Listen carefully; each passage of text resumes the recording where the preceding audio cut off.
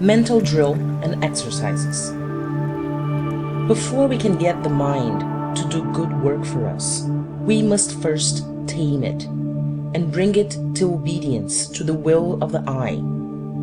The mind, as a rule, has been allowed to run wild and follow its own sweet will and desires without regard to anything else. Like a spoiled child or badly trained domestic animal, it gets into much trouble and is of very little pleasure, comfort, or use. The minds of many of us are like menageries of wild animals, each pursuing the bent of its own nature and going its own way. We have the whole menagerie within us: the tiger, the ape, the peacock, the ass, the goose, the sheep, the hyena, and all the rest. And we have been letting these animals rule us. Even our intellect is erratic, unstable, and like the quicksilver to which the ancient occultists compared it, shifting and uncertain.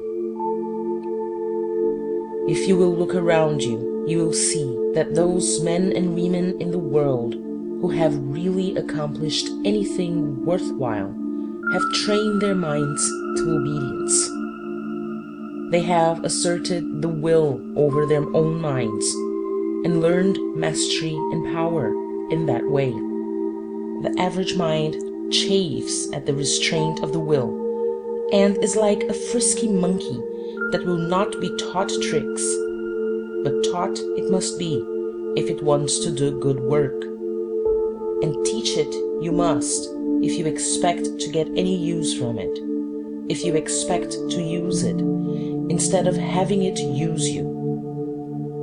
And this is the first thing to be learned in Raja Yoga, this control of the mind.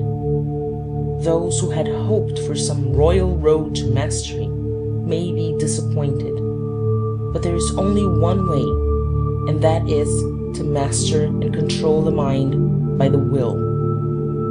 Otherwise, it will run away when you most need it. And so we shall give you some exercise designed to aid you in this direction. The first exercise in Raja Yoga is what is called pratyahara, or the art of making the mind introspective or turned inward upon itself. It is the first step toward mental control. It aims to turn the mind from going outward and gradually turning it inward upon itself or inner nature. The object is to gain control of it by the will. The following exercises will aid in that direction. Exercise 1. A. Place yourself in a comfortable position and, so far as possible, free from outside disturbing influences. Make no violent effort to control the mind, but rather allow it to run along for a while and exhaust its efforts. It will take advantage of the opportunity and will jump around like an unchained monkey at first, until it gradually slows down and looks to you for orders. It may take some time to tame down at first trial, but each time you try, it will come around to you in shorter time. The yogis spend much time in acquiring this mental peace and calm, and consider themselves well paid for it. B. When the mind is well calmed down and peaceful, fix the thought on the I am, as taught in our previous lessons. Picture the I as an entity independent of the body, deathless, invulnerable, immortal, real. Then think of it as independent of the body and able to exist without its fleshly covering. Meditate upon this for a time, and then gradually direct the thought to to the realization of the I as independent and superior to the mind and controlling same. Go over the general ideas of the first 2 lessons and endeavor to calmly reflect upon them and to see them in the mind's eye. You will find that your mind is gradually becoming more and more peaceful and calm, and that the distracting thoughts of the outside world are farther and farther removed from you. See, then, let the mind pass on to a calm consideration of the 3rd lesson, in which we have spoken of the oneness of all, and the relationship of the I to the one life, power, intelligence, being. You will find that you are acquiring a mental control and calm heretofore unknown to you. The exercises in the first 3 lessons will have prepared you for this. The following is the most difficult of the variations or degrees of this exercise, but the ability to perform it will come gradually. The exercise consists in gradually shutting out all thought or impression of the outside world, of the body, and of the thoughts themselves, the student concentrating and meditating upon the word and idea, I am, the idea being that he shall concentrate upon the idea of mere being or existence, symbolized by the words I am. Not I am this, or I am that, or I do this, or I think that, but simply I am. This exercise will focus the attention at the very center of being within oneself, and will gather in all the mental energies, instead of allowing them to be scattered upon outside things. A feeling of peace, strength, and power will result, for the affirmation and the thought back of it is the most powerful and strongest that one may make, for it is a statement of actual being and the turning of the thought inward to that truth. Let the mind first dwell upon the word I, identifying it with the self, and then let it pass on to the word am, which signifies reality and being. Then combine the 2 with the meanings thereof, and the result a most powerful focusing of thought inward and most potent statement of being. It is well to accompany the above exercise with a comfortable and easy physical attitude, so as to prevent the distraction of the attention by the body. In order to do this, one should assume an easy attitude, and then relax every muscle, and take the tension from every nerve, until a perfect sense of ease, comfort, and relaxation is attained. You should practice this until you have fully acquired it. It will be useful to you in many ways, besides rendering concentration and meditation easier. It will act as a rest cure for tired body, nerves, and mind. Exercise 2. The second step in Raja Yoga is what is known as dharana, or concentration. This is a most wonderful idea in the direction of focusing the mental forces, and may be cultivated to an almost incredible degree. But all this requires work, time, and patience. But the student will be well repaid for it. Concentration consists in the mind focusing upon a certain subject or object and being held there for a time. This at first thought, seems very easy, but a little practice will show how difficult it is to firmly fix the attention and hold it there. It will have a tendency to waver and move to some other object or subject, and much practice will be needed in order to hold it at the desired point. But practice will accomplish wonders, as one may see by observing people who have acquired this faculty and who use it in their everyday life. But the following point should be remembered. Many persons have acquired the faculty of concentrating their attention, but have allowed it to become almost involuntary, and they become a slave to it, forgetting themselves and everything else, and often neglecting necessary affairs. This is the ignorant way of concentrating, and those addicted to it become slaves to their habits instead of masters of their minds. They become daydreamers and absent-minded people instead of masters. They are to be pitied as much as those who cannot concentrate at all.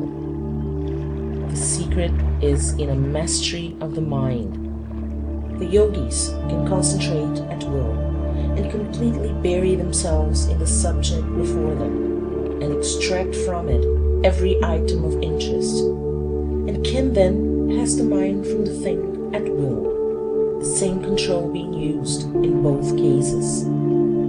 They do not allow fits of abstraction or absent-mindedness to come upon them, nor are they daydreamers. On the contrary, they are very wide-awake individuals, close observers, clear thinkers, correct reasoners. They are masters of their minds, not slaves to their moods.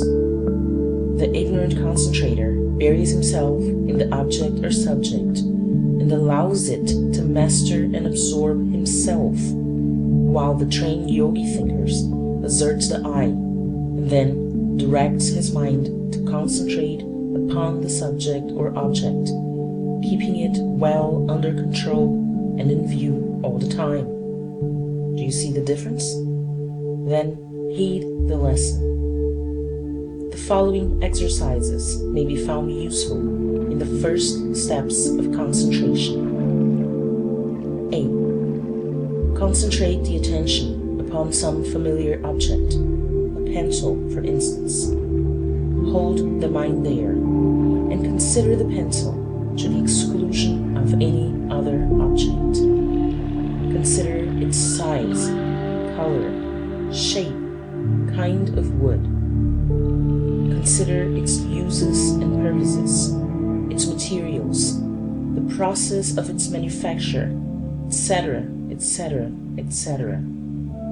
In short, think as many things about the pencil as possible, allowing the mind to pursue any associated bypaths, such as a consideration of the graphite of which the lead is made, the forest from which came the wood used in making the pencil, the history of pencils and other implements used for writing, etc. In short, exhaust the subject of pencils. In considering a subject under concentration, the following plan of synopsis will be found useful. Think of the thing in question from the following viewpoints. 1. The thing itself. 2. The place from whence it came. 3. Its purpose or use. 4. Its associations. 5. Its probable end. Do not let the apparently trivial nature of the inquiry discourage you, for the simplest form of mental training is useful and will help to develop your will and concentration. It is akin to the process of developing a physical muscle by some simple exercise, and in both cases, one loses sight of the unimportance of the exercise itself in view of the end to be gained. B. Concentrate the attention upon some part of the body, the hand for instance, and fixing your entire attention upon it, shut off or inhibit all sensation from the other parts of the body. A little practice will enable you to do this. In addition to the mental training, this exercise will stimulate the part of the body concentrated upon for reasons that will appear in future lessons. Change the parts of the body concentrated upon, and thus give the mind a variety of exercises, and the body the effect of a general stimulation. C. These exercises may be extended indefinitely upon familiar objects about you. Remember always that the thing in itself is of no importance, the whole idea being to train the mind to obey the will, so that when you really wish to use the mental forces upon some important object, you may find them well trained and obedient. Do not be tempted to slight this part of the work because it is dry and uninteresting, for it leads up to things that are most interesting and opens a door to a fascinating subject. D. Practice focusing the attention upon some abstract subject, that is, upon some subject of interest that may offer a field for mental exploration. Think about the subject in all its phases and branches, following up one bypath and then another, until you feel that you know all about the subject that your mind has acquired. You will be surprised to find how much more you know about any one thing or subject than you had believed possible. In hidden corners of your mind, you will find some useful or interesting information about the thing in question, and when you are through, you will feel well posted upon it and upon the things connected with it. This exercise will not only help to develop your intellectual powers, but will strengthen your memory and broaden your mind and give you more confidence in yourself. And in addition, you will have taken a valuable exercise in concentration or dharana. The importance of concentration. Concentration is a focusing of the mind, and this focusing of the mind requires a focusing or bringing to a center of the will. The mind is concentrated because the will is focused upon the object. The mind flows into the mold made by the will. The above exercises are designed not only to accustom the mind to the obedience and direction of the will, but also tend to accustom the will to command. We speak of strengthening the will, when what we really mean is training the mind to obey and accustoming the will to command. Our will is strong enough, but we do not realize it. The will takes root in the very center of our being, in the I, but our imperfectly developed mind does not recognize this fact. We are like young elephants that do not recognize their own strength, but allow themselves to be mastered by puny drivers whom they could brush aside with a movement. The will is back of all action, all doing, mental and physical. We shall have much to say touching the will in these lessons, and the student should give the matter his careful attention. Let him look around him, and he will see that the great difference between the men who have stepped forward from the ranks and those who remain huddled up in the crowd consists in determination and will. As Buxton has well said, the longer I live, the more certain I am that the great difference between men, the feeble and the powerful, the great and the insignificant, is energy and invincible determination. And he might have added that the thing behind that energy and invincible determination was will. The writers and thinkers of all ages have recognized the wonderful and transcendent importance of the will. Tennyson sings, "O living will, thou shalt endure when all that seems shall suffer shock." Oliver Wendell Holmes says, "The seat of the will seems to vary with the organ through which it is manifested, to transport itself to different parts of the brain, as we may wish to recall a picture, a phrase, a melody, to throw its force on the muscles or the intellectual processes. Like the general-in-chief, its place is everywhere in the field of action. It is the least like an instrument of any of our faculties, the farthest removed from our conceptions of mechanism and matter as we commonly define them."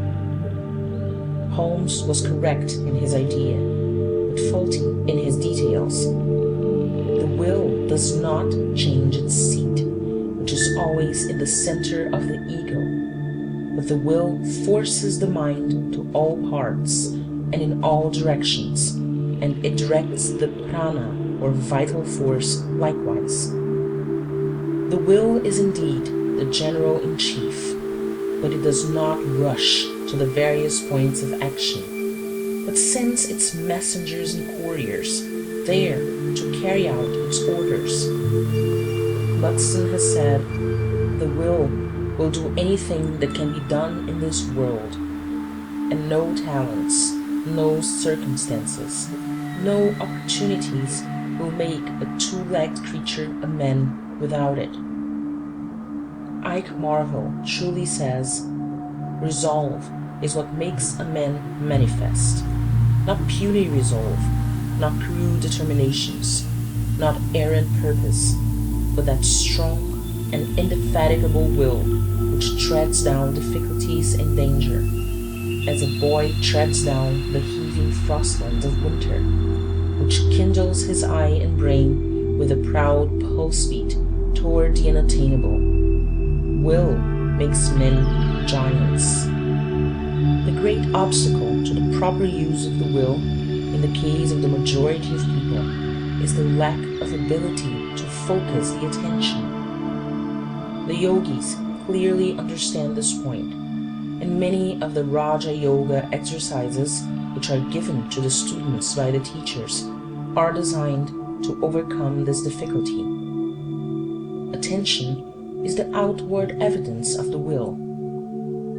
As a French writer has said, the attention is subject to the superior authority of the ego. I yield it or I withhold it as I please. I direct it in turn to several points. I concentrate it upon each point as long as my will can stand the effort. Professor James has said, "The essential achievement of the will, when it is most voluntary, is to attend to a difficult object and hold it fast before the mind. Effort of attention is the essential phenomenon of the will." And Professor Hallett says, "The first step toward the development of will lies in the exercise of attention. Ideas grow in distinctness and motor power as we attend to them. If we take two ideas of the same intensity and center the attention upon one, we shall notice how much it grows in power." Professor Sully says, "Attention may be roughly defined as the active self-direction of the mind to any object which presents itself at the moment." The word attention is derived from two Latin words, ad tendere, meaning to stretch towards. This is just what the yogis know it to be. By means of their psychic or clairvoyant sight, they see the thought of the attentive person stretched out toward the object attended to, like a sharp wedge, the point of which is focused upon the object under consideration, the entire force of the thought being concentrated at that point. This is true not only when the person is considering an object, but when he is earnestly impressing his ideas upon another or upon some task to be accomplished. Attention means reaching the mind out to and focusing it upon something. The trained will exhibits itself in a tenacious attention, and this attention is one of the signs of the trained will. The student must not hastily conclude that this kind of attention is a common faculty among men. On the contrary, it is quite rare, and is seen only among those of strong mentality.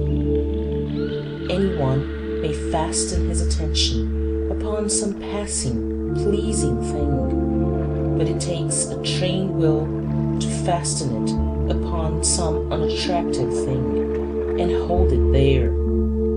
Of course, the trained occultist is able to throw interest into the most unattractive thing upon which it becomes advisable to focus his attention, but this in itself comes with the trained will and is not the possession of the average man.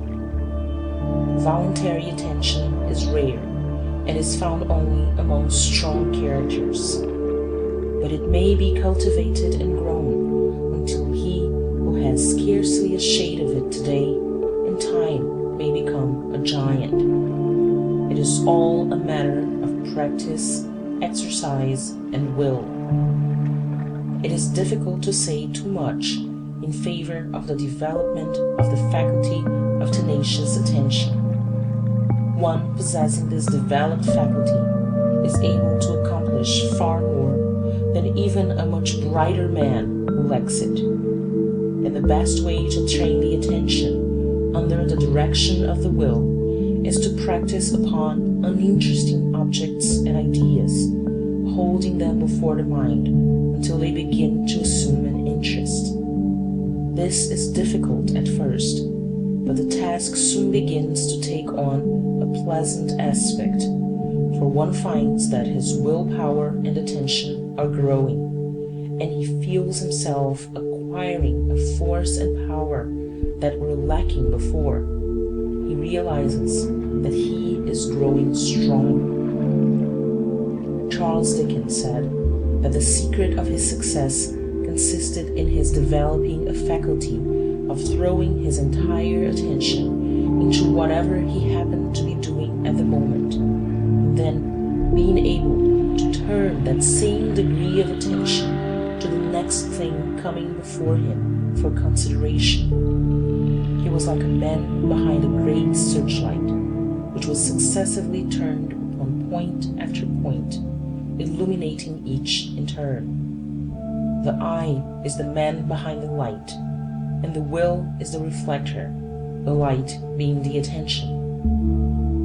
This discussion of will and attention may seem somewhat dry to the student, but that is all the more reason that he should attend to it.